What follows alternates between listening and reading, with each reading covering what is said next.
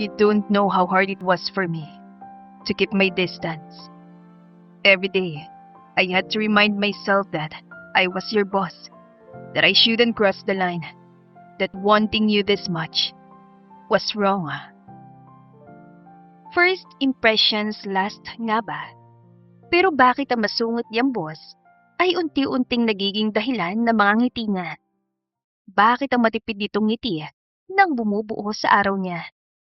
Pero hindi pwede ang nararamdaman niya. Dear Amihan Stories presents My Cold But Charming CEO, written by Clover Daffodil. Halos hindi na maramdaman ni Amara ang sakit sa mga binti niya habang mabilis sa tumatakbo papunta sa napakalaking gusaling matagal na niyang pinapangarap na mapasukan. Mahigpit niyang yakap ang folder na naglalaman ng resume at iba pang requirements habang ang isa niyang kamay ay may hawak na paper cup ng kape. Kanina pa siya patingin-tingin sa oras sa kanyang cellphone at sa bawat segundong lumilipas ay lalo lamang siyang kinakabahan. Grabe naman kasi ang jeep na yun. Ngayon pa talaga nasiraan. Inis niyang bulong sa sarili habang patuloy ang pagtakbo. Kapag hindi talaga ako natanggap dito, ewan ko na lang talaga. Hindi na niya napansing may isang matangkad na lalaki ang kabababa lang mula sa isang itim na kotse sa mismong entrada ng kumpanya. Diretsong tingin niya sa pintuan ng building, kaya hindi niya namalayang ilang hakbang na lang ang layo nila sa isa't isa. Hanggang sa bigla na lang niya itong nabangga. Aray! Reklamo niya nang tuluyan tumama ang katawan niya sa lalaki. Nawalan siya ng balanse at bahagyang napaatras. Ang hawak niyang paper cup ay agad na natapon at ang mainit itong laman ay dumiretso sa itim na suit ng lalaking nabunggo niya. Nanlaki ang mga mata niya nang makitang kape niya sa suit ng lalaki. OMG! Halos mapasigaw siya ng sambitin yon. Ang kape ko! Nang hihinayang niya sambit, unti-unti niyang itinaas ang tingin sa gwapong lalaki. Tahimik lamang itong tumingin sa suit nitong nabasa ng kape bago muling ibinalik ang tingin sa kanya. Bulag ka ba? Di ka ba marunong tumingin sa dinaraanan mo? Napakurap siya. Bakas ang iritasyon sa mukha nito. Ha? You ruined my suit. Napatingin siya sa suit nito. Excuse me, hindi lang naman ako yung may kasalanan. Nakaharang ka kaya sa daan?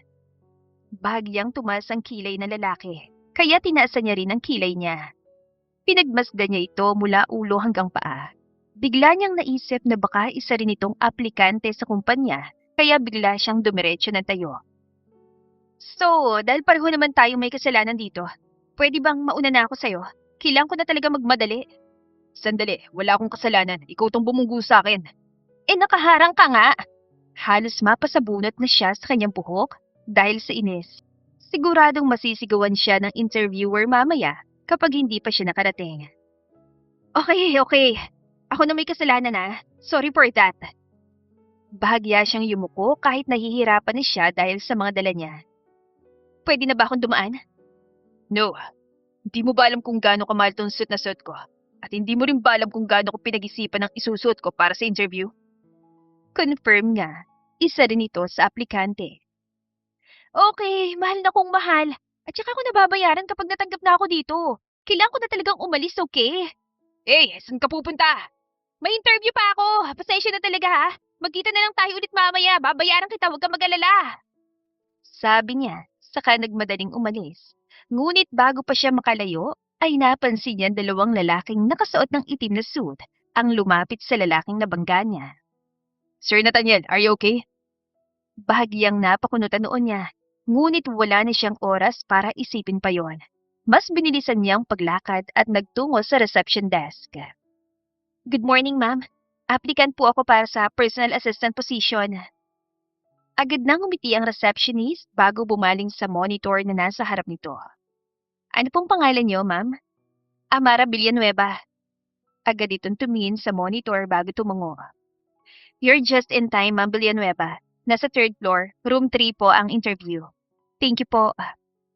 Mabilis siyang sumakay sa elevator habang paulit-ulit na inuusal sa isip ang mga posibleng itanong sa kanya mamaya. Pagbukas ng elevator, ay bumuhad sa kanya ang kahabaan ng koridor.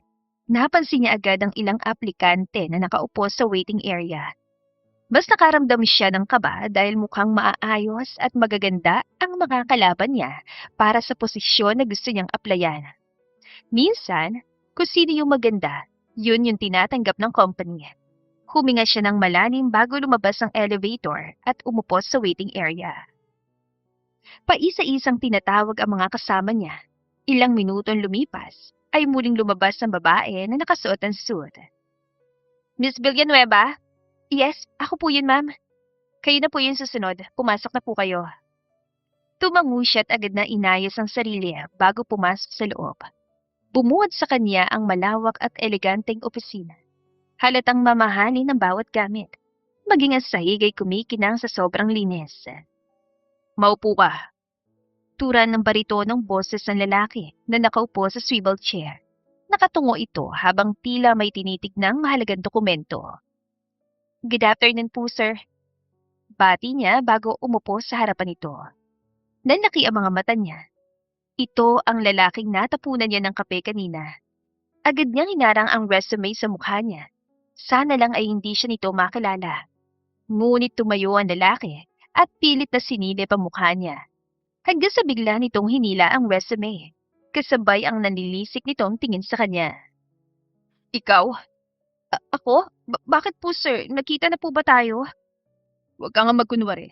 Alam ko na mukhaan mo ko. Ikaw yung babaeng nakatapon ng kape sa suit ko. Sir, parang wala naman po ako natatandaan na nangyari yon. Baka po kamukha ko lang. Very common kasi yung mukha ko eh. Kahit saan ako magpunta, may isa o dalawang tao na kapareho ko na mukha. Really ha? So ano, pati suot pareho rin kayo. Fine. Then if you keep denying it, ipapatawag ang sekretary ko at papakuha ang CCTV footage sa harap ng kumpanya. Tignan natin kung sino talagang babaeng nakatapon ng kape sa suit ko. Umakto itong may tatawagan. Wala sa sarili niyang nahawakan ng braso nito para pigilan. Ngunit sa isang tingin lang, ay parang nakaramdam siya ng kuryente, kaya agad niyang binitiwan ang braso nito. Tumayo ang lalaki mula sa kinaupuan nito. Isinuksok nito ang dalawang kamay sa bulsa ng pantalon habang walang emosyong nakatingin sa kanya. Fine. Oo na, ako nga yun. Di ba naman kailangan humantong pa sa ganun? I'm really sorry, okay? Hindi ko naman kasi alam na ikaw pala yung CEO ng kumpanyang ito. Nagmamadali lang talaga ako kanina dahil konting-konti na lang pwede ako mahuli sa interview. Paliwanag niya. Tinignan nito ang resume niya. Nakita niya kung paanong umarko ang gilid ng labi nito.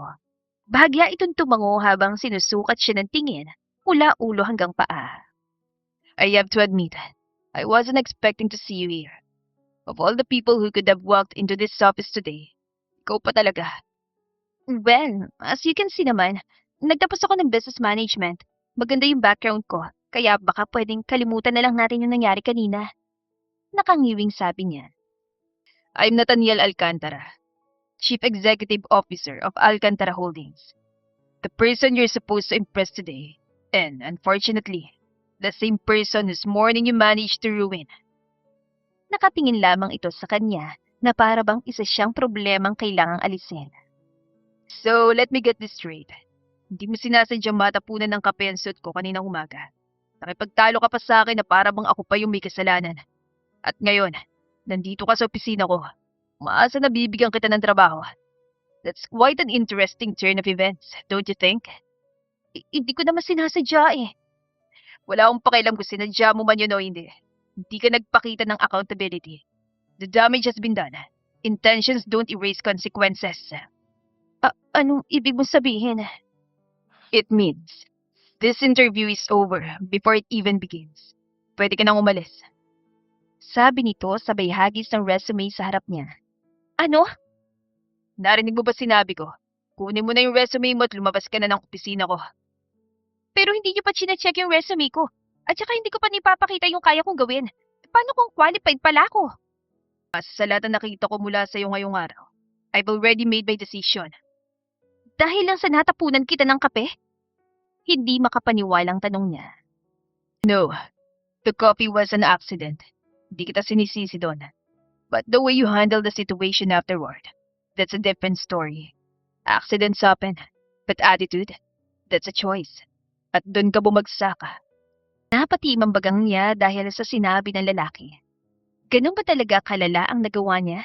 Nagsorry naman siya at nangako na babayaran ang suit nito. Hindi ko rin naman gustong ugali mo. That's perfectly fine. Bahagyang itinaas ito ang noo. Hindi mo pwedeng paghaluin ng personal na galit at trabaho. Natawa ito na para bang isang biro ang sinabi niya. Ako pa talagang bibigyan mo ng leksyon tungkol sa professionalism. Interesting. Lalo na't ang galing niya sa isang taong walang pag-alinlangan nakipagtalo sa isang estranghero sa harap ng kumpanya nang hindi malamang inaalam kung sinong kausap niya. Kahit na, kung ganyan ka magdesisyon bilang CEO, nakakaawa yung mga empleyado mo. Hindi mo man lamang binibigyan ng pagkakataon ng isang tao na patunayan ang sarili niya. Sapat ang narinig ko. Wala nang patutunguhan ng usapang ito. At wala akong balak magsayang pa ng kahit isang minuto sa pakikipagtalo tungkol sa desisyong napagpasyahan ko na. Hindi mo man lamang ako binigyan ng pagkakataon. Ipakita ang kakayahan ko. First impressions matter. Then yours was terrible too. Sa unang pagkakataon, tila bahagyang nagbago ang ekspresyon ni Nathaniel. Ngunit mabilis din itong nakabawi. But unlike you, I'm not the one applying for a job. Hindi na siya nagsalita pa. Mabilis niyang kinuwang resume mula sa mesa. Salamat na lang sa oras mo, Mr. CEO. Mariin niyang binigyan diin ang huling dalawang salita bago tuluyan tumalikod. Pagbukas sa pagbukas niya ng pinto, hindi niya napigilan ang sariling bumulong. Ay, napakayabang! Sambit niya saka mabilis na naglakad palayo. Nagsimulang maglandasan ng luha sa mga mata niya. Inis na inis niyang pinunasan ng basang pisngi. Umiiyak siya dahil alam niyang iyon na sana ang pagkakataong matulungan ng kanyang ina. Ilang buwan ang baon sa utang ang kanilang pamilya. Halos hindi na nila alam kung saan kukuha ng pambayad sa renta at pambili ng gamot. Kaya nang makita niyang job posting ng Alcantara Holdings, ginawa niya lahat para makapunta sa interview. Pero wala ring nangyari. Ang yabang talaga ng CEO na yon. Gigil niyang bulong habang palabas ng kumpanya. Nang mga sandaling yon, pakiramdam niya, naubos ang lahat ng lakas na inipon niya. Napaupo siya sa isang bench sa harap ng kumpanya. Ilang minuto siyang naupo roon. Ilang sandali lang ay narinig niyang may tumawag sa kanya. Miss Villanueva! Paglingon niya ay nakita niya ang babaeng nag-a-assist sa mga aplikan kanina. Ay, mabutit na abutan ko pa kayo. Pinapabalik po kayo ni Sir Nathaniel sa office niya. Napatayo siya habang kunot ang noo. Ha? Bakit daw? Hindi ko po alam pero mas mabuti kung bumalik na lang po kayo sa office niya para malaman niyo po kung bakit. Sige, babalik ako sa office niya. Sabi niya saka agad na nag-retouch. Nasira kasi ang makeup niya dahil sa pag-iyak. Matapos ay agad siyang pumasok sa kumpanya at habang papunta sa office ng lalaki ay hindi niya maiwasang mapaisip kung para saan at pinabalik siya nito. Pagdating doon ay kumatok siya. Pasok! Sagot ng lalaki mula sa loob. Pagpasok niya ay nadatnan niyang nakatayo si Nathaniel sa harap ng malaking bintana. Hindi man lamang ito lumingon. Sir Alcantara, pinapabalik niyo raw ako. You're hired. Walang paligoy-ligoy nitong sambit. Umawang ang bibig niya at ilang segundo pang lumipas bago iyon nag-sink in sa isip niya. Ha? Sandali. Tama ba yung narinig ko? Hired na ako bilang assistant niyo? Bahagyang tumingin ito sa kanya bago muling nagsalita sa kalmadong tono. You're hired. Simula bukas, opisyal ka ng empleyado ng kumpanyang ito. Kaya pwede mo nang alisin ang tingin mong parang hindi ka pa rin naniniwala sa sinasabi ko. Sandali. Ako? Ako talaga yung tinutukoy mo? Wala namang ibang aplikanteng papasok ngayon, di ba? May nakikita ka bang ibang tao sa opisina ko? Wala. Hindi lang ako makapaniwala Bakit nagbagong isip mo? Ikaw yung pinaka-qualified na applicant sa lahat ng taong gustong mag-apply. Paano ako naging qualified hindi mo nga chinek yung resume ko? Para sa akin, ang pinakamahalaga sa trabaho ay ugali at professionalismo. Ang resume, pwedeng pagandahin. Ang credentials, pwedeng dagdagan. Pero ang karakter, hindi mo mapepeke na matagal. Humarap ito at lumakad. Huminto ito sa desk at sumandal doon habang nakakrus sa mga braso sa dibdib. Hindi lang naman ako sa resume tumitingin. Pinagmamasdan ko rin kung paano kayo kumilos. Anong ibig mo sabihin? May mga aplikanteng mas nabalapang magpapansin sa CEO kaysa paganda ng interview. May paulit-ulit na sumisilip sa opisina ko. May nag-ayos ng makeup tuwing dadaan ako. At may mga halos hindi na inalis ang tingin sa akin. Ikaw lang yung nakita ko nakatuon sa sarili mong dahilan kung bakit ka nandito. Hindi ka nagpilit magpapansin at hindi ka nag-aksay ng oras para mapalapit sa akin. Ang interes mo ay ang trabaho, hindi ang taong nag-aalok nito. Yun lang yung basehan mo? Kaya tinanggap mo ko? Dahil lang doon? Honestly, dahil wala namang ibang choice. Ikaw lang yung nag-iisang nakitaan ko ng potential.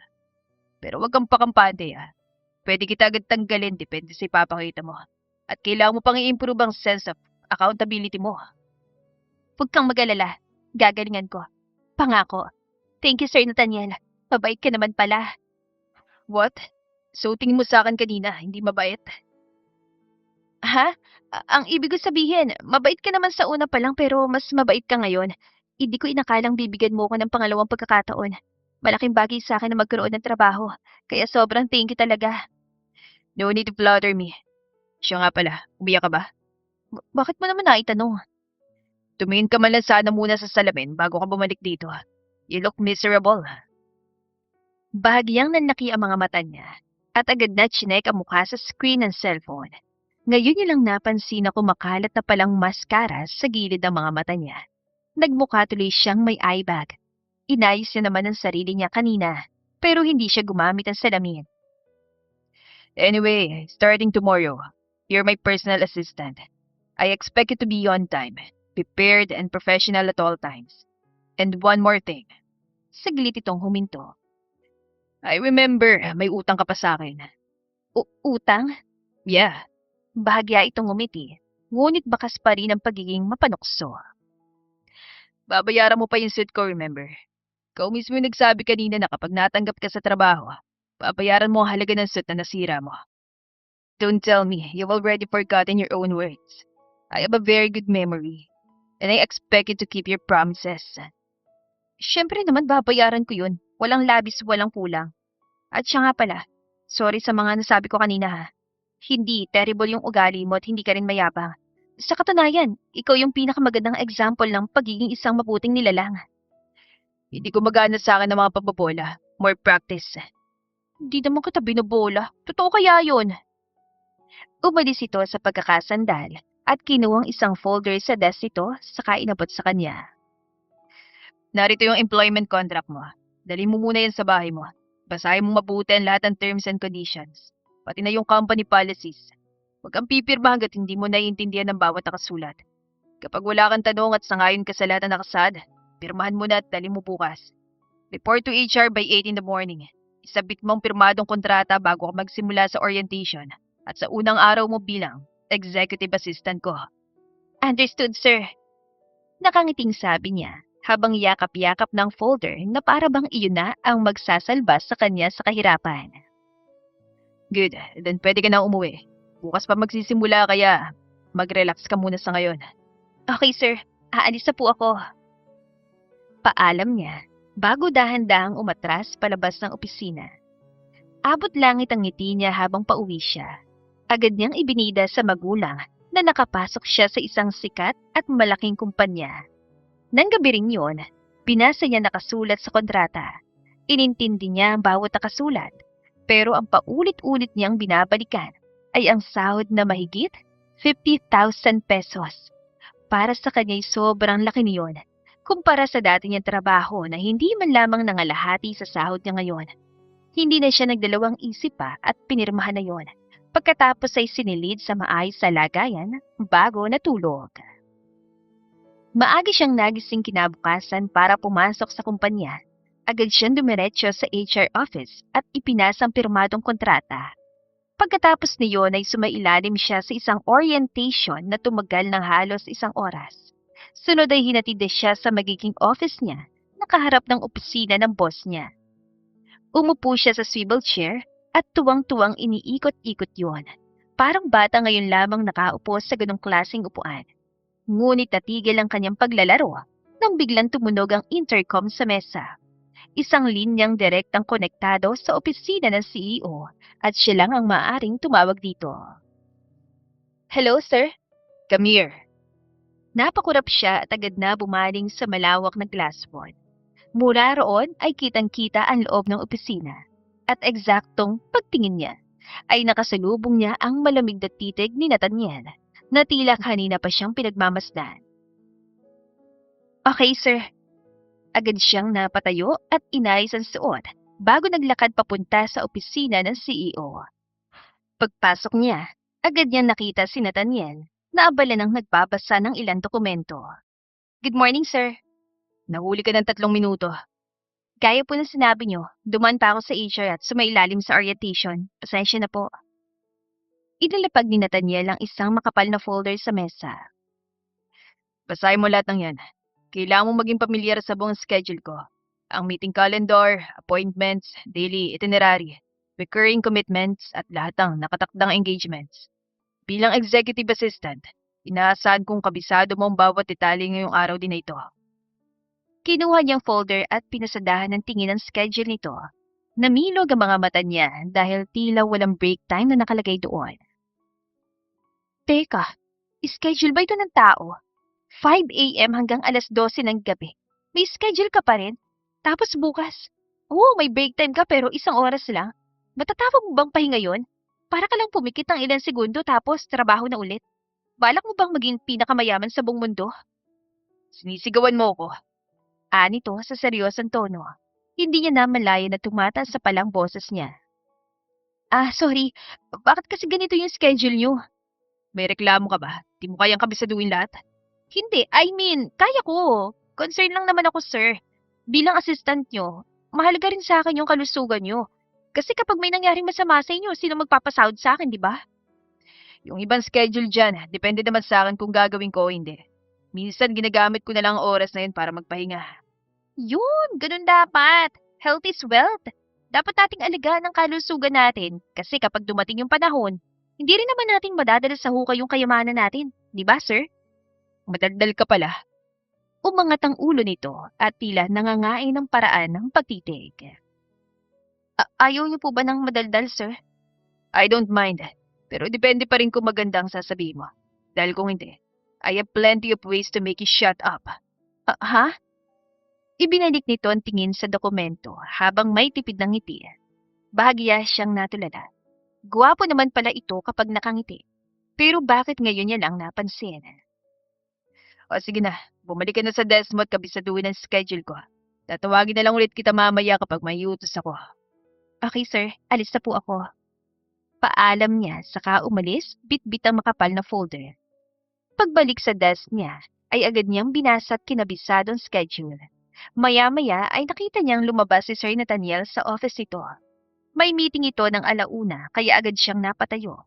Tuloy-tuloy itong lumakad hanggang sa madaanan ang desk niya. Sasama ka sa meeting. Utas ito. Agad siyang sumunod at halos maglakad-takbo sa bilis nito. Pagdating nila sa conference room, ay halos sabay-sabay na tumayo ang lahat ng executives. Tumango lamang ito bago naupo sa harapan. Sumunod siya at umupo sa bakanting upuan na malapit lamang sa CEO. At habang sinasagawang diskusyon, ay nag-minute siya sa iPad na dala niya. Puro sales, investments, expansion, shares, profit margins ang mga nabanggit sa meeting. Nagpatuloy ang meeting ng halos 2 oras. Tahimik lang na nagsusulat si Amara habang pilit na inuunawa ang bawat terminong lumalabas sa bibig ng mga executives. Meeting adjourned. Nang marinig yon ay sabay-sabay na nagsitayuan ang lahat at umalis. Lumipas pang ilang araw. Kung may isang bagay na napansin siya, yon ay ang pagiging perpekto ni Nathaniel. Nakatingin siya sa litrato nito sa screen ng table niya kung saan nakalagay ang schedule nito. Matangos ang ilong, maputi, matangkad, mayaman, at higit sa lahat, guwapo. Perpektong perpekto. Ay, teka, hindi. Ilang beses niyang napailing. Hindi perpekto lalaking yun. Napakasungit at mas malamig pa sa ice. Bulong niya. Miss Villanueva. Napapitlag siya. Agad siya napatingala kay Nathaniel na nakatayo na pala sa harap ng mesa niya. Dali-dali niyang pinatay ang iPad para hindi yon makita ng boss niya. Ha? 2 beses kong tinawag ang pangalan mo, hindi mo narinig? Sorry po, may tinitignan po kasi ako hindi ko napansin. May mapanuksong ngiting umukit sa labi nito saka pinag-cruise sa mga braso. Yeah, right. You were distracted. Busy kang pagpantasya ng gwapo ko mukha. Agad na umakyat ang dugo sa mukha niya at halos hindi na makatingin ng diretsyo sa lalaki. Hindi bakit naman kita pagpapantasyahan? Bakit hindi? Gwapo naman ako. Gwapo nga po kayo pero hindi ko kayo type, no? What do you mean? Saang bahagi ng katawan at mukha kung hindi mo type? Di ka na makakakita pa ng ganitong kagwapo kahit saan ka magpunta. Sir Nathaniel, natry niyo na po bang magpatingin sa doktor? Ang ganyang kondisyon, mahirap gamutin yan. Sinasabi mo bang may problema ako sa utak? Hindi ang sinasabi ko lang, hindi porke gwapo kayo'y dapat na kayo magustuhan ng lahat. Iba-iba naman yung preference ng tao. Ang type ko yung lalaking sweet at ipaparamdam sa akin na mahal ako. Hindi ako bumabase sa mukha, no? Looks matter pero kung ligwa ka naman sa ugali, dun ka babagsak ka. Di ko naman sinasabi na dapat magustuhan ako ng lahat. Kasi kung hindi mo ako gusto, anong silbi na lahat ng yun? Natigilan siya at ilang beses sa napakurap. Tama bang narinig niya? At paano ba sila napunta sa ganong usapan? Huwag mo sabihin, may gusto ka sa akin. Wala sa sarili niyang tanong. Agad na patuwid ang tayo ang boss niya.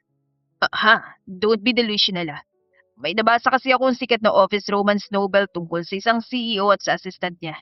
As expected, they eventually fell in love and even got married. It made me wonder kung possible ba talaga mangyari ang ganong scenario in real life.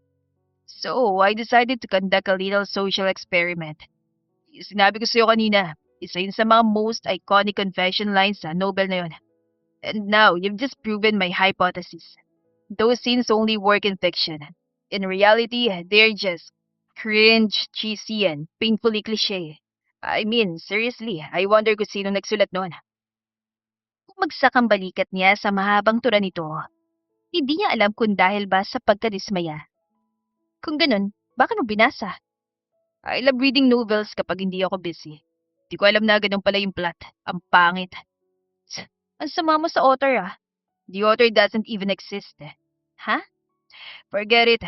Nandito ako para ibigay ito sa'yo. Deliver this to the legal department. Ipinatong nito makapal na dokumento sa desk niya, saka agad na umalis. Hindi niya naiwasang mapaisip kung anong title ng binasa nito at kung nasa reading platform ang kwentong yun. Ilang sandali pa ay tumayo na siya, binitbit ang makapal na dokumento at dinala yon sa legal department.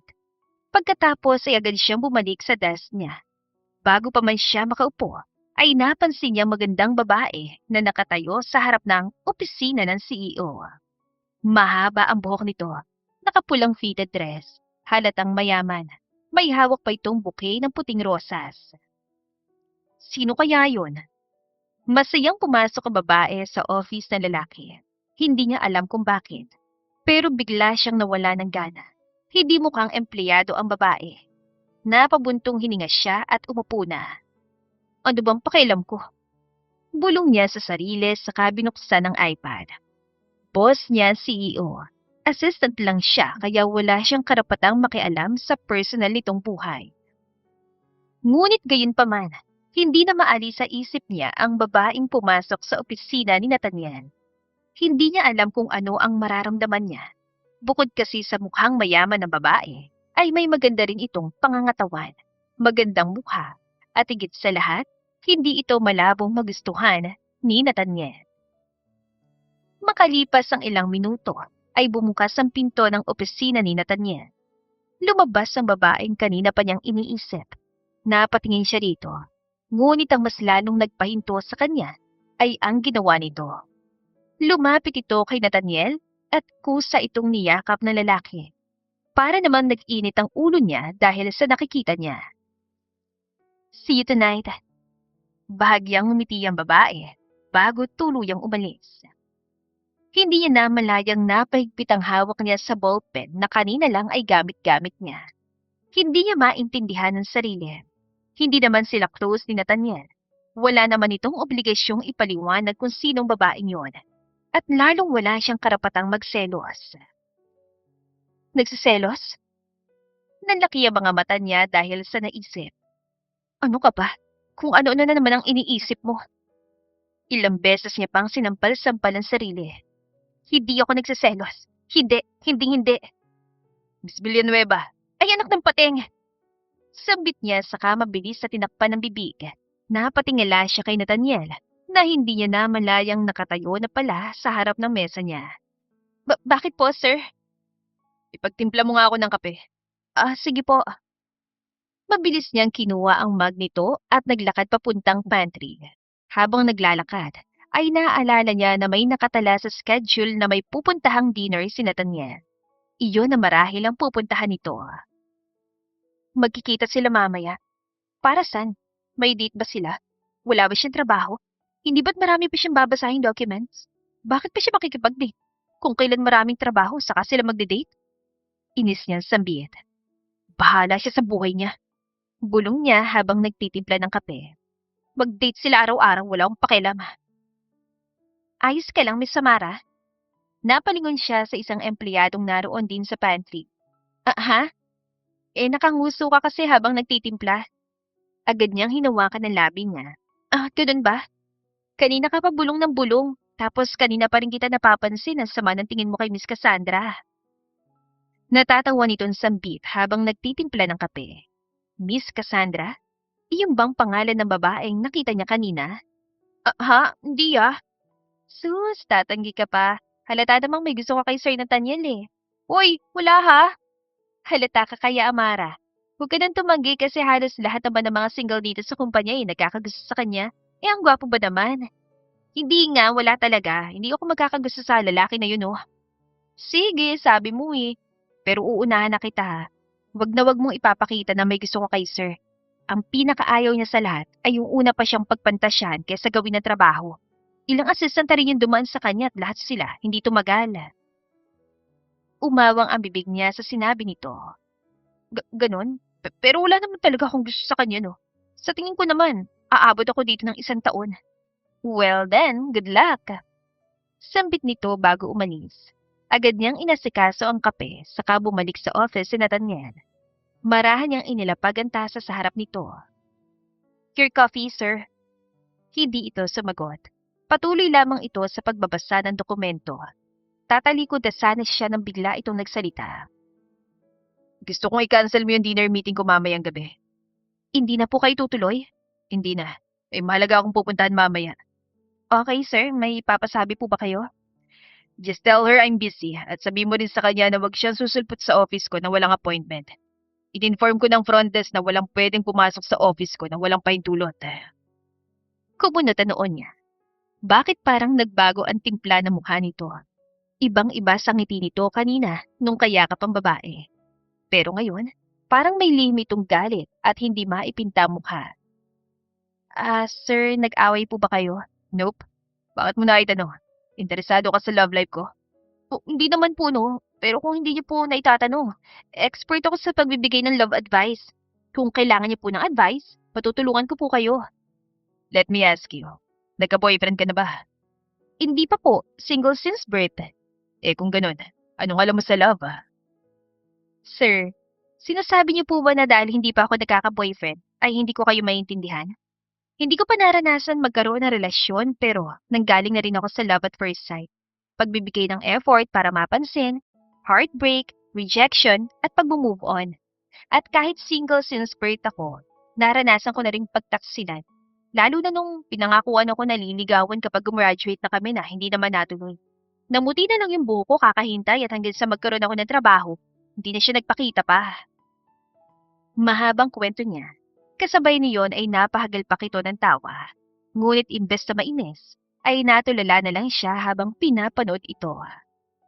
How can someone laugh like that and still look handsome? Ilang segundong lumipas bago ito tumigil. Talagang naniwala ka na tutuparin niyang pangako niya. Base sa kuwento mo, may namamagitan na sa inyo na lalaki, pero wala pa kayong opisyal na label. Ang lalaki, kung talagang gusto ka, hindi ka basta gagawing fling lang. Obviously, hindi ka naman talaga niya ganun kagusto. Alam ko na yon. Hindi naman ako manhid para hindi yun maramdaman Well, sa tingin ko, ikaw yung mas kailangan ng advice. And as for me, I'm doing good. Wala na akong pakialam sa mga taong duman sa nakaraan ko. So, do you still consider dating? Ha?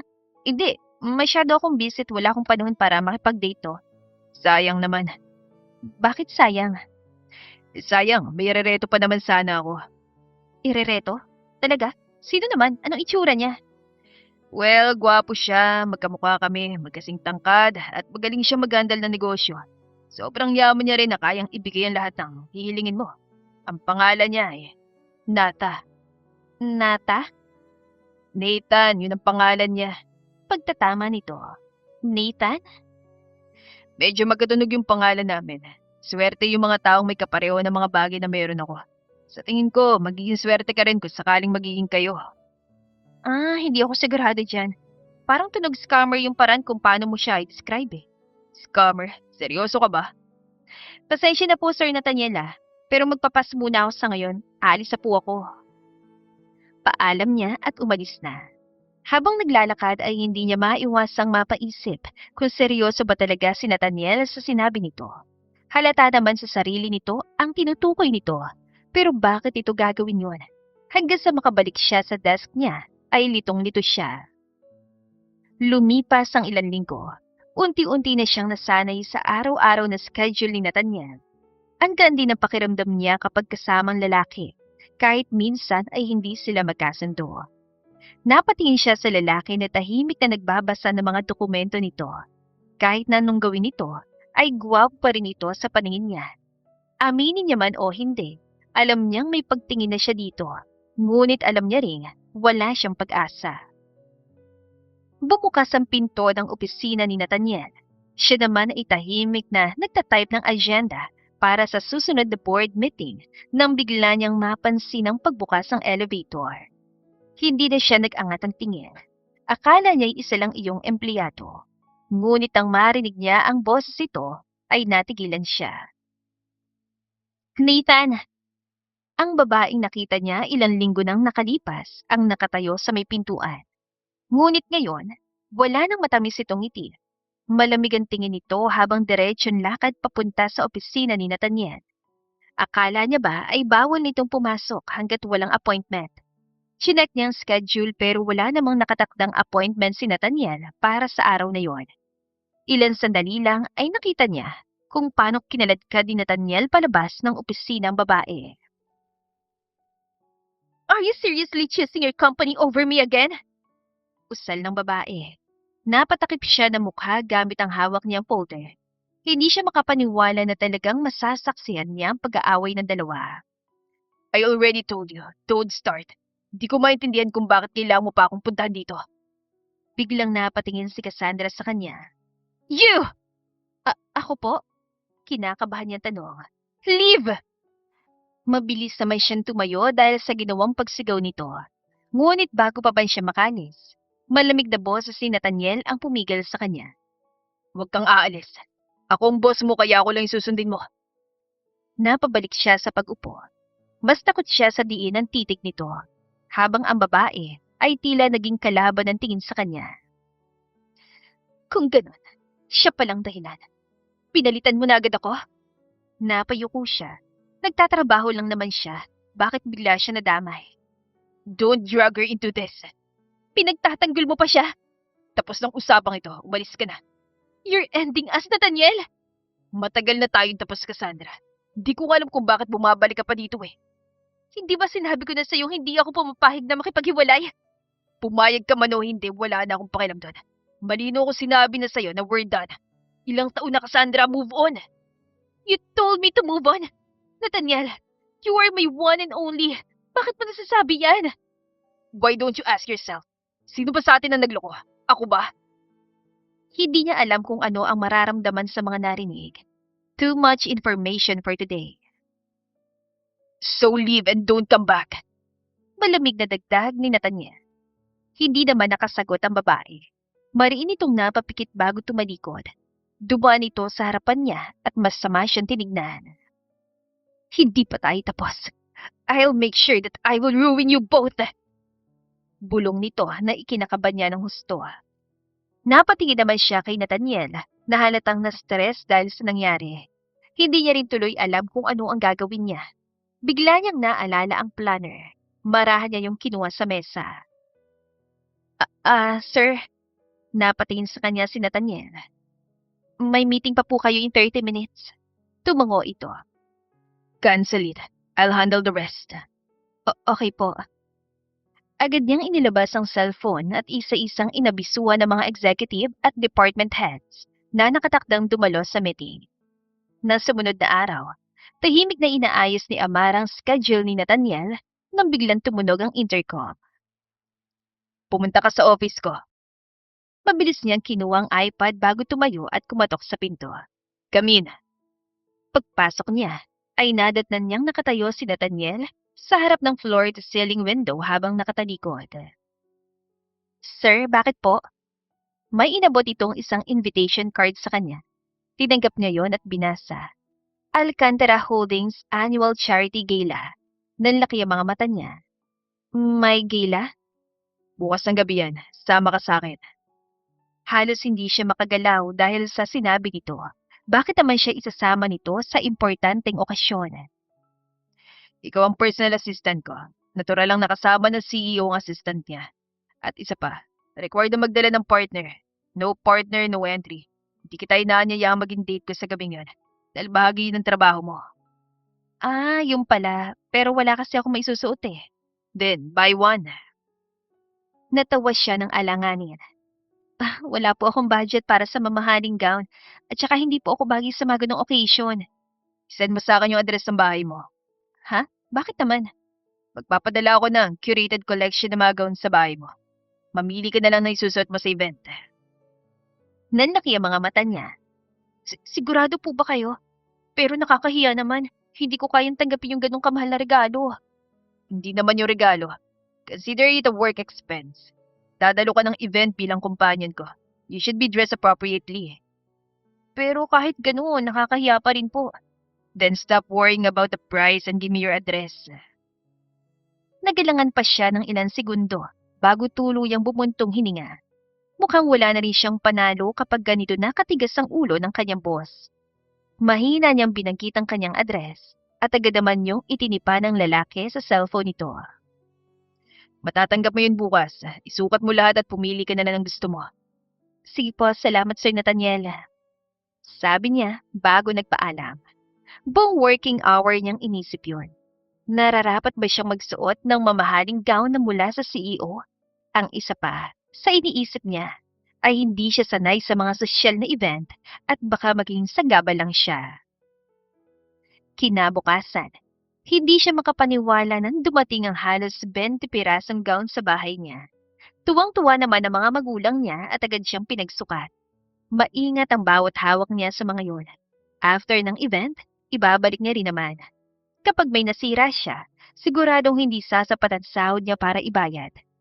Matapos ang pagsusukat, ay nakapili na rin siya sa wakas.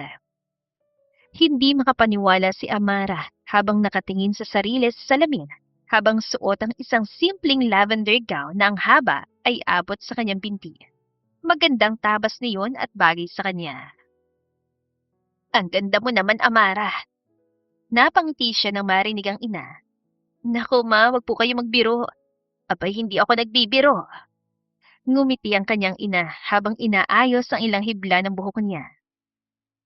Sigurado ako mapapalingon ng lahat sa iyo kapag nakita ka nila. Si mama naman. Makalipas ang ilang minuto, ay may bumusina sa sasakyan sa labas. Sabay silang napalingon ng kanyang ina sa pinto. Wala naman silang inaasahang bisita kaya sinong nasa labas. Ilan sandali lang ay may kumatok sa pinto. Agad na tumayong ama niya at binuksan yon. Agad siyang napasilip sa taong nasa pinto. Magandang araw po, Mr. Villanueva. Nandiyan po ba si Miss Villanueva? Bahagyang nanlaki ang mga mata niya nang makita si Nathaniel. Agad itong napalingon sa kanya nang makita siya sa sala. Ikaw marahil ang boss niya. Halika iyo, pumasok ka. Nilakihan ng kanyang ama ang bukas ng pinto para papasukin si Nathaniel. Pagtapak nito sa loob ay hindi na naputol ang tingin nito sa kanya. Hindi siya nasabihan na susunduin siya nito. Sir Nathaniel, May dumi ba sa mukha ko? Of course not. Sobrang ganda mo. Ako? Maganda? Suot ko ba yung tinutukoy mo? Oo nga, maganda nga. Sa lahat ng gown, ito yung natipuhan ko. Salamat nga pala't pinahiram mo ko ng gown, ah. What I mean to say is, sobrang ganda mo. Ikaw mismo. Even without a gown. Umawang ang bibig niya at hindi makapaniwalang tumingin sa lalaki. Kumabog ng sobrang dibdib niya. Yung kabog na hindi normal. Parang gustong kumawala ng puso niya sa kanyang dibdib. Lagot na. In love na nga talaga siya. Ahem. Malakas na tumikim ang kanyang ama na siyang bumasag sa katahimikan. Doon lang niya namalayad kung ganong tinagal ng titigan nila. Agad niyang kinuha ang purse niya at hinawakan si Nathaniel sa kamay. "Pa, alis na po kami." Paalam niya at agad itong hinila palabas ng bahay. "Bakit hindi niyo man lamang ako sinabihan na pupunta kayo rito?" Sabi niya habang patungo sa sasakyan nito na nakaparada sa labas ng bahay nila. I did, kaso hindi ka naman nagre-reply. Masyado ka yatang busy sa pagsusukat ng gown. Nag-enjoy ka ba? Nag-enjoy saan? Sa pagsusukat ng gown. Hindi naman masyado. Basta pagod ako kaysa nag-enjoy. Hindi naman kasi ako mahilig sa mga ganitong pormahan eh. Pero salamat pa rin. Sanayin mo ng sarili mo dahil hindi lamang ito yung event na dadaluhan mo na kasama ako. Umawang ang bibig niya sa narinig. Seryoso ba? Ay, ganito ba talaga kabisi yung mga mayayaman? Kung hindi sa negosyo o meeting, sa mga events naman. Mas mabuti pa lang maging normal na tao na lang. Ayaw mong maging special na tao? Special? Maging special saan? Sa madla. Ibig mo ba sabihin maging sikat? Parang gano'n na nga. Sikat ka, mamahalin ka ng marami. More followers, more events, more money. Parang sa negosyo lang din. Depende. Kung malaki naman yung kikitain ko, bakit hindi? Kung maging girlfriend ka ng isang CEO, Tinong nito na ikinakunot ang noon niya. Anong ibig mong sabihin? kung magiging girlfriend ka ng isang kilalang tao, hindi mo na po problemahin ang pang-araw-araw na gastusin. Siya nang bahala sa lahat. At dahil isa siyang CEO, hindi mapipigilan na maipakilala ka sa mga investors at sumama sa events. Sisikat ka rin bilang girlfriend ng isang negosyante. Lalawak ang social life mo at magiging busy ka. Pero ang mayaman ka naman at may CEO-ng mahal na mahal ka. Ituturing ka niya na parang reyna at habang buhay na pagsisilbihan. At tawag sa mga taong gano'n ay special. Kaya tatanungin kita, ayaw mo pa rin bang maging special? Mukha ngang dream come true yan sinasabi mo. Pero pantasya lang naman yan at imposibleng mangyari sa totoong buhay. Bakit naman imposible? Posible yon. Iniisip mo ba na imposible kitang magustuhan? Napakurap siya sa tinura nito. Nabingi lang ba siya o tama talagang narinig niya? Wala lang yon. Yung mga sinabi ko nanggaling yun sa isang sikat na bestseller book na binasa ko. Doon nanggaling yung mga ideya ko at yung sinabi ko. Isa lang sa mga iconic lines. Agad na bawi nito. Bestseller book na naman? Magsisimula ng event. Umalis na tayo. Dagdag pa nito, saka nagmamadaling pumasok sa driver's seat. Sumakay na rin siya sa passenger seat. Tahimik na umandar ang sasakyan. Ilang minuto silang walang imikan. Hindi niya maiwasang mapalingon sa lalaki. Sa totoo lang, ibang-ibang aura nito ngayon. Nakawak sa buhok nito, kaya litaw na litaw ang noo nito na madalas natatakpan. Gwapo naman ito kahit anong ayos ng buhok, pero mas tagmumukha itong charming kapag exposed sa noo. Makalipas ang ilang minuto, ay huminto ang sasakyan sa harap ng isang 5-star hotel. Sunod-sunod ang flash ng mga kamera pagbaba nila ng sasakyan. May mga reporters, business executives, at kilalang personalidad. Pagpasok nila sa loob ay lalo lang siyang namangha. Nagniningning ang malalaking crystal chandeliers. Punong-puno ng mga kilalang negosyante ang ballroom. May live orchestra pa sa gitna. Stay close. Napapitlag siya na magsalita si Nathaniel. Okay po. Tahimik siyang sumunod dito habang isa-isang binabati ng mga tao doon. Nathaniel! Long time no see. Congratulations on your recent expansion. Magalang lang na tumatango si Nathaniel habang siya naman ay tahimik na nakasunod. Who's that beautiful lady? Napatingin ang isang matandang negosyante sa kanya.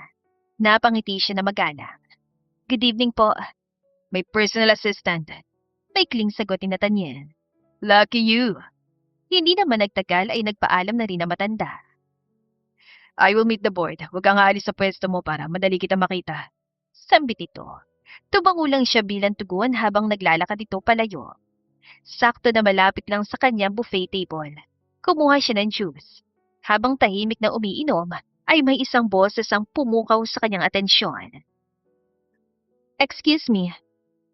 Napalingon siya at halos maibugan niyang iniinom na juice nang makilala niya ito. Miss Cassandra. Oh, Amara, anong ginagawa mo rito? Hindi ka bagay sa ganitong event. In fairness, ang ganda ng suot mong damit ah. I'm with, I guess, Nathaniel? Magugulat pa ba ako? Natatawa nito ng sambit. Alam mo, lumapit ito sa kanya at bumulong.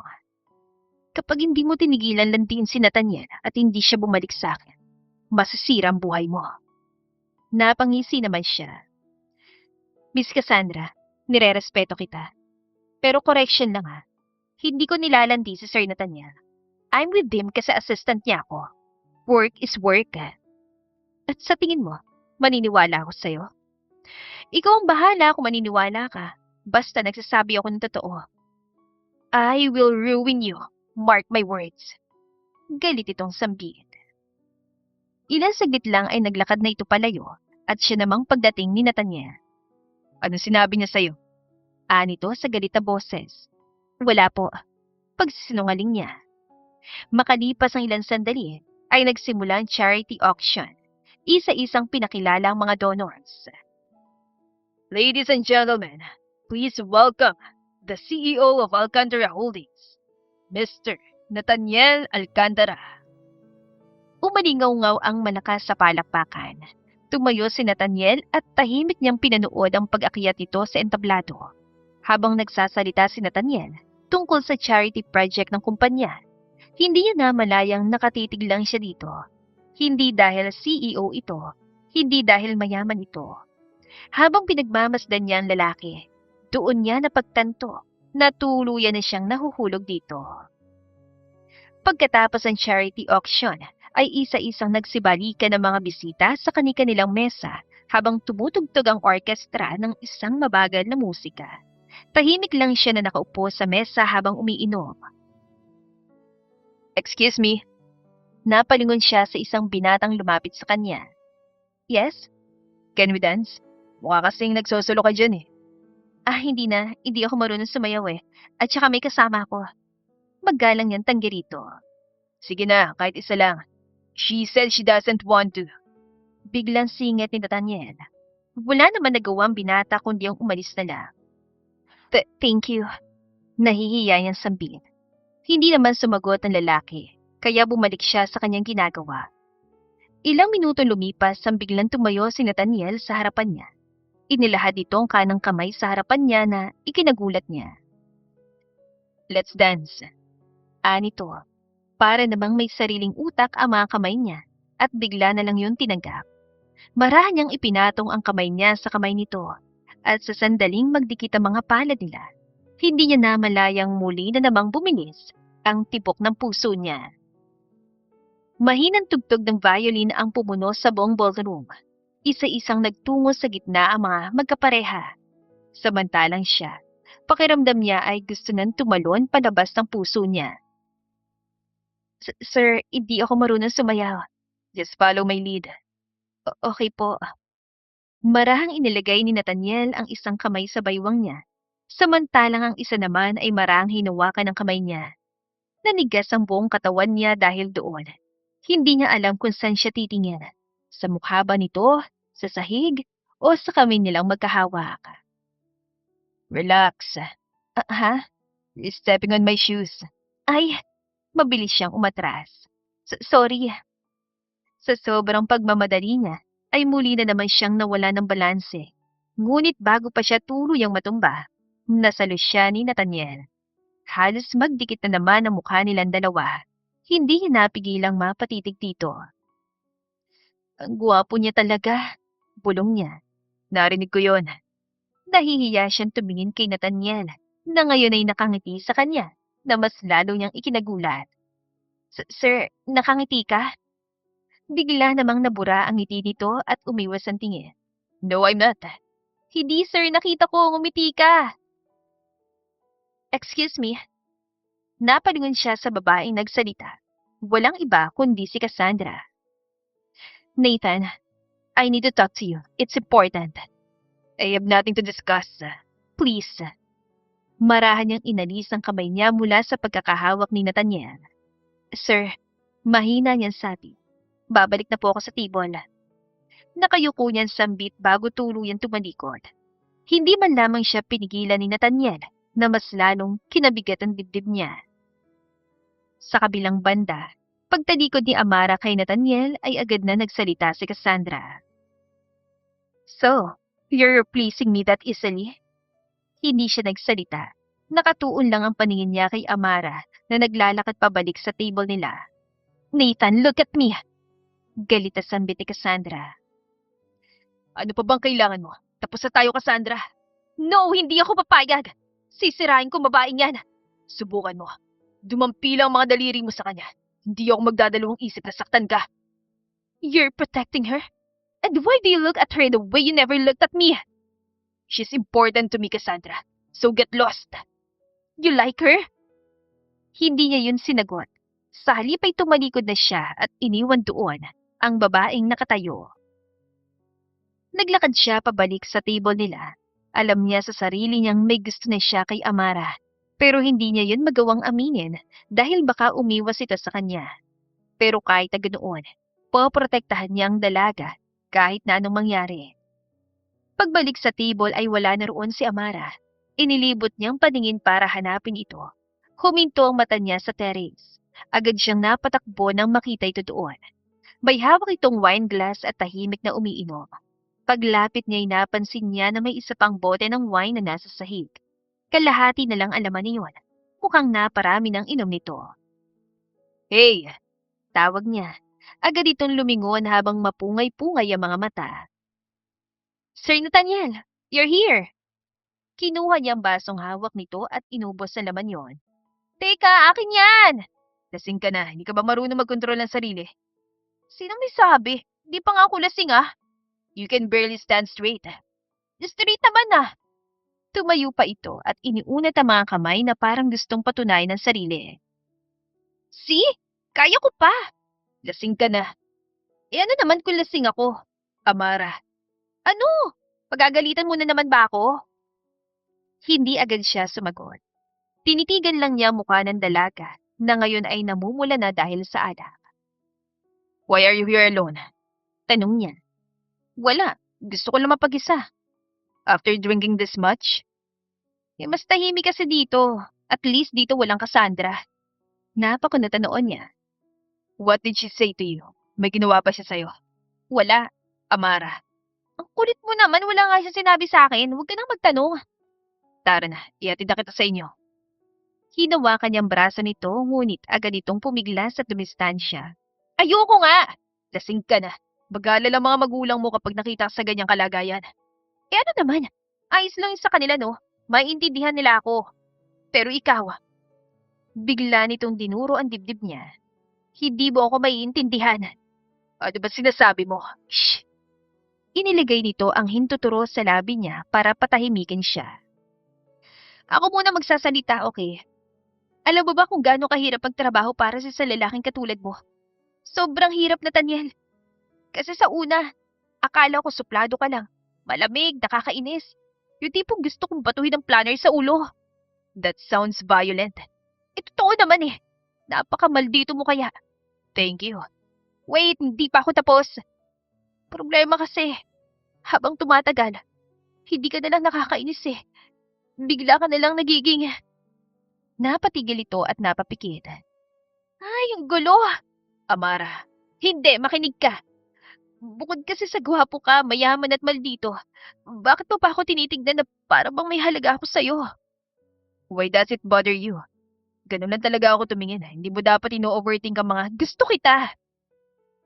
Natigilan siya dahil sa biglaan itong pag-amin sa kanya. Amara. Hindi, wait lang. Hindi pa tapos. Kasi matagal ko nang gustong sabihin to pero hindi pwede kasi boss kita. Assistant mo ko. Pero gusto pa rin kita eh. Nakakainis, di ba? Kahit ayoko, gusto kita. Noong una, akala ko naiirita lang ako sa'yo. Tapos nagselos ako kay Cassandra. Tapos sumaya ako nung kinancel mo yung dinner niyo. Tapos tuwang-tuwa ako kapag pinupuri mo ko kahit isang salita lang. Ang pathetic ko, di ba? Amara, stop. Bakit? Ayaw mong marinig? Okay lang. Alam ko namang hindi mo ako magugustuhan eh. Alam ko namang assistant mo lang ako. Alam ko namang baka pagtawanan mo lang ako bukas kapag naalala ko to. Amara, pero gusto kita, Nathaniel. Sobra. At pagod na akong itanggi. Tinitigan niyang babae sa harapan niya na ngayon ay bahagya ng namumuo ang luha sa gilid ng mga mata.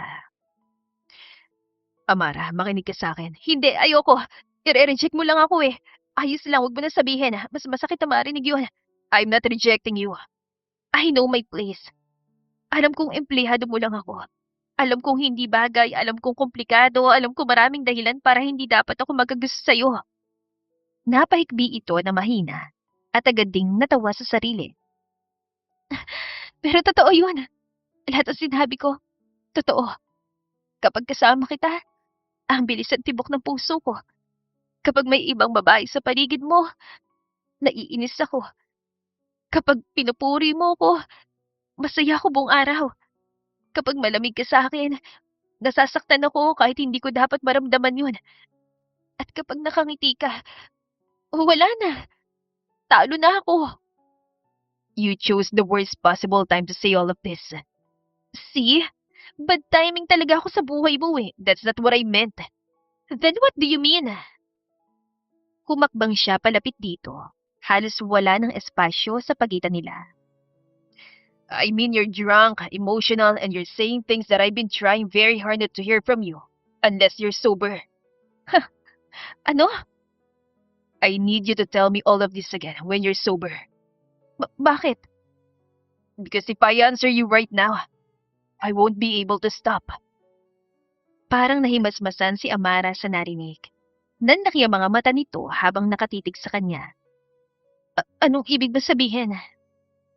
Huminga siya ng malalim bago marahang hinawakan ang magkabilang balikat ng dalaga. It means, I'm trying to do the right thing, Amara. And the right thing is not taking advantage of you while you're drunk and vulnerable. Take advantage? Hindi ko gets. I know, that's exactly the problem.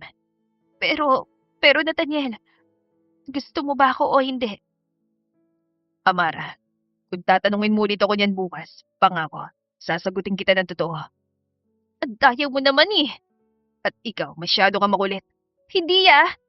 You confessed to your boss in the middle of a gala while standing beside a table full of empty wine glasses. Okay, point taken. Okay, that's enough. We're leaving. Iuwi na kita. Sambit niya saka ito binuhat. Gusto talaga kita, Nathaniel. Baka bukas mahiya ako't itanggi ko lahat pero totoo yun ah. Huminto siya sa paglalakad. Marahan niyang ibinaba ang tingin sa dalaga. Alam ko, kaya kailangan kong marinig ulit yun bukas. Hindi na nakasagot si Amara. Nakapikit na ito at bahagyang nakasandal sa kanya. Napangiti siya habang pinagmamasdan ito. Alak lang pala ang makakapagpaamin sa babae. Hindi na siya makapaghintay na makita ang reaksyon nito bukas. Samantala, kinabukasan, nagising si Amara na parang puputok ang ulo sa sobrang sakit. Napasandal siya sa headboard habang pilit na inaalala ang mga nangyari kagabi. Ang huling malinaw niyang natatandaan ay ang pag-inom niya sa gila at ang pag-amin niya ng nararamdaman sa boss niya. Oh my God! Bulalas niya. Saka napatakip sa bibig nang unti-unting mag-sink in sa kanyang lahat. Inamin niya kay Nathaniel ang nararamdaman niya. Mabilis siyang napabaling sa wristwatch niya. 8:00 na ng umaga. Late na ako! Agad siyang bumangon, kahit hilo pa, at nagmamadaling naligo at nag-ayos. Habang papunta sa kumpanya, hindi mapakali ang puso niya. Hindi niya alam kung paano haharapin si Nathaniel pagkatapos ng ginawa niya kagabi. Baka ma-reject na siya. Baka sasantihin na siya. Baka maging awkward na lahat sa pagitan nila. Napabuga siya ng hangin at marahas na ginulo ang buhok. Bahala na. Ma-reject man siya o hindi. Ang mahalaga ay nasabi niyang totoo. Pagdating sa kumpanya, huminga siya ng malalim at inayos ang sarili bago huminto sa harap ng opisina ni Nathaniel. Ngunit bago pa niya mapihit ang doorknob, may narinig siyang boses ng babaeng nagsasalita mula sa loob. Luke, tignan mo kung anong pinagagagawa ng babae mo kagabi. Napahinto si Amara. Nanigas siya sa kinatatayuan habang nakahawak sa doorknob. Saan mo nakuha ang litrato na yan? Of course, I hired someone to follow her. Who knows kung sino-sino yung kinikita niya sa gabi. Delete it. Why would I? Malinaw naman sa picture na may kainuman siya lalaki. At guess what? Binuhat pa siya ng lalaki at dinala sa kotse nito. Sino ba makakapagsabi kung saan siya dinala? At kung anong ginawa nila? Saglit na natahimik ang loob ng opisina bago muling nagsalita si Nathaniel. You really paid someone just to get a low-quality picture of her. Anito. Ang labo ng kuha. Hindi pa kita mukha ng lalaki. At anong gusto mong mangyari? Na kapag siniraan mo siya, magagalit ako at lalayuan ko siya? Kung ganun ano, magbubulag-bulagan ka lang. Wala kang gagawin? Nathaniel, she was with another guy. Hindi siya magiging loyal sa'yo. Tignan mong mabuti ang picture. Teka, bakit parang familiar yung likod? Yun din yung suot mo sa gila kagabi. Ikaw yung nasa picture? That's right. Sa labas ng opisina, tuluyang napahigpit ang kapit ni Amara sa doorknob. Imposible. Pero kausap mo yung mga investor kagabi. Umalis agad ako para hanapin siya. I was the one who took her home. I was the one with her the whole night. Then why didn't you say anything? Because I don't owe you any explanation. And more importantly, wala kang karapatang mangialam kung sinong gusto kong lapitan o gustuhin. Hindi mo ako pag-aari. Ginagawa ko lang to para sa'yo. Ayoko lokohin ka niya. Tama na, Cassandra. Wala kang karapatang magsalita tungkol kay Amara ng ganyan. Wala kang karapatang insultuhin siya. Manmanan ng bawat kilos niya at gumawa ng mga kwento tungkol sa kanya. Dahil lang hindi mo matanggap na hindi ikaw yung gusto ko. So, totoo nga. May gusto ka sa kanya? Oo. Gusto ko siya. Hindi. Higit pa doon. I care about her more than I should. Kaya kung ang pakay mo rito ay sirain ang tingin ko sa kanya o pagdudahan siya, nag-aaksaya ka lang ng oras. Hindi ako naniniwala, Nathaniel. Ako ang bagay sa'yo. Ako ang ka-level mo, hindi siya. Stop! Huwag mo siyang malitin dahil lang hindi siya katulad mo. Amara is worth more than anyone in this room, including you. Umalis ka na. Malamig na utas ito. And if I ever find out na inulit mo pa yung pagpapasunod mo sa kanya, I will make sure you regret it. At wag na wag ka nang magpapakita sa akin at kay Amara. You are banned from any of my property, including this company. So get lost! Hindi niya alam kung ano ang gagawin. Gusto niyang umalis at magtago. Pero bakit niya naman gagawin yun? Nang bumukas ang pinto, bahagyang nagulat si Cassandra nang makita siya sa labas. Sandali siyang napatitig dito, halatang napahiya, bago ito tuluyang nagmarcha palayo nang hindi nagsasalita. Naiwan siya sa tapat ng opisina. Hindi malaman kung papasok ba siya o tatakbo palayo. Amara. Mahina ngunit malinaw ang pagtawag ni Nathaniel mula sa loob. Dahan-dahan siya pumasok. Pagpasok niya, agad nagsalubong ang mga mata nila. Nakatayo si Nathaniel sa likod ng desk. Maluwag ang necktie at halatang wala sa mood dahil sa nangyaring eksena. Pero nang mapatingin sa kanya, parang may kung anong lumampot sa ekspresyon nito. Narinig mo lahat? Tanong nito. I'm sorry, hindi ko sinasadya makinig pero it's fine. Humugot siya ng lakas ng loob. Tungkol sa nangyari kagabi, ano kasi?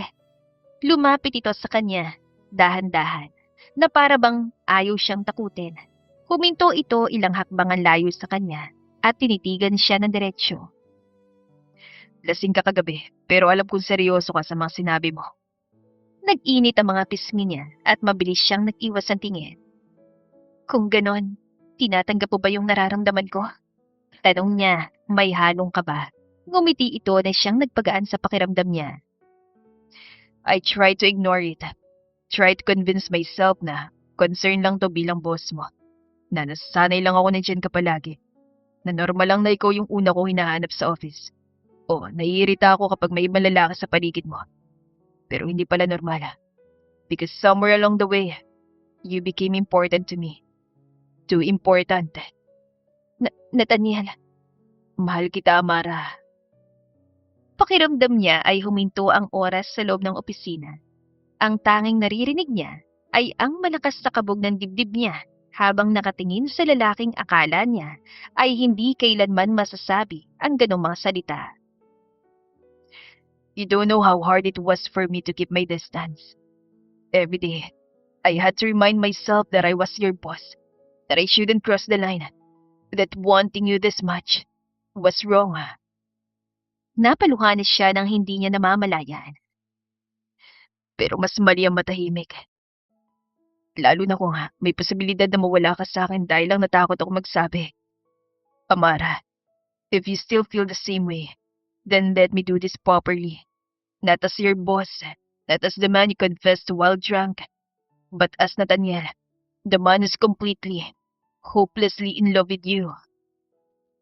Ang daya mo. Bakit ngayon mo lang sinabi? Because I was a coward. Parang hindi naman. I am, at least when it comes to you. Then, let me say it again. Mahal din kita, Nathaniel. Sa wakas ay nasabi niya. Umawang ang bibig nito. Pwede mo bang ulitin? Nito na makabawi. Ang kapal mo, nasabi ko na. Narinig mo naman siguro na malinaw yon, hindi na pwedeng ulitin. Please. Nito sa nagpapakit na ekspresyon. Paano niya ngayon ito tatanggihan? Ngayon na. Mahal kita. Ikaw lang. Marahan siya nitong hinila palapit at niyakap na mahigpit. Para bang matagal na nitong gustong gawin yon. Dahan-dahang pumikit si Amara habang sumisiksik sa dibdib nito. Pinapakinggan ng mabilis niyon tibok na halos kasing bilis din ang sa kanya. Hindi mo alam kung gaano ko katagal ko nang gustong marinig yan. Hindi mo rin alam kung gaano ko kinabahan simula kagabi. You don't have to be scared anymore. So, ano na tayo ngayon? Ngumiti si Nathaniel. Isang ngiting bihirang-bihira niya makita. Ngunit sa pagkakataong yun, ay para lang sa kanya. If you'll have me, I want to be the man who gets to stay by your side. Not as your boss. Not as someone you have to admire from afar. I want to be yours. You're already mine. And I'm yours too. Saglit na tumitig si Nathaniel sa kanya. Tila sinisigurong hindi lang panaginip ang lahat ng yon. Then, it's settled. Sa unang pagkakataon, wala nang hadlang sa pagitan nila. Wala nang takot na baka mali ang nararamdaman nila. Wala nang pangambang baka isa lang iyong panandali ang pagkakamali. Sa sandaling yon, pinili nilang maging totoo. Hindi mahalaga kung gaano kalaki ang agwat ng pagkakaiba nila. Dahil sa huli, ang pagmamahal ay hindi nasusukat sa estado, posisyon o kung gaano kadaling mahalin ang isang tao. Minsan, dumarating ito sa mga panahon hindi inaasahan. Sa taong hindi mo akalaing magiging mahalaga sa iyo. Dahil ang tunay na pagmamahal ay hindi tungkol sa pagiging perpekto o pagkakaroon ng parehong mundo. Ito ay tungkol sa dalawang taong handang piliin ang isa't isa sa kabila ng lahat ng pagkakaiba. The End. Kung nagustuhan niyo ang aming istorya, ay huwag kalimutan na mag-like at subscribe. Mag-iingat po tayong lahat. To God be the highest glory. Hanggang sa muli. Paalam!